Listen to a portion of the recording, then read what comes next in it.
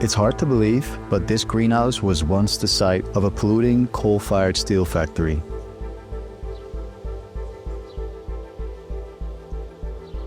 Well positioned on the banks of the Huangpu River in Shanghai, a megacity of 23 million people grappling with smog and rapid urbanization, the Expo Cultural Park Greenhouse Garden makes a statement: cities and nature can coexist.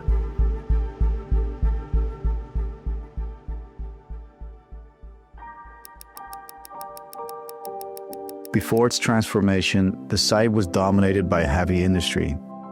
Later, it served as part of Expo 2010, themed Better City, Better Life. Now, over a decade later, that vision is finally being realized. Delugan Meissl Associated Architects won a competition to repurpose an abandoned steel factory.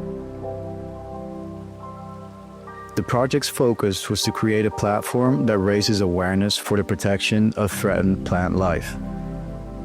By connecting urbanites with nature, it also provides a space that supports well-being. The project consists of two primary elements: the existing steel structure of an industrial hall and organically shaped glass buildings that form the greenhouses. These pavilions take visitors on a journey through vastly different ecosystems. The first pavilion recreates the arid beauty of the desert with artificial dunes and drought-resistant plants. The second immerses visitors into a tropical rainforest, complete with swamps and cascading waterfalls. The final pavilion features vibrant vertical flower gardens.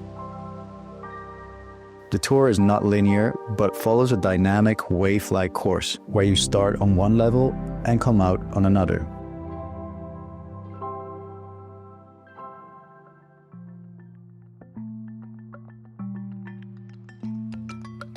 Greenhouses are notorious for their high energy consumption, but this one is different.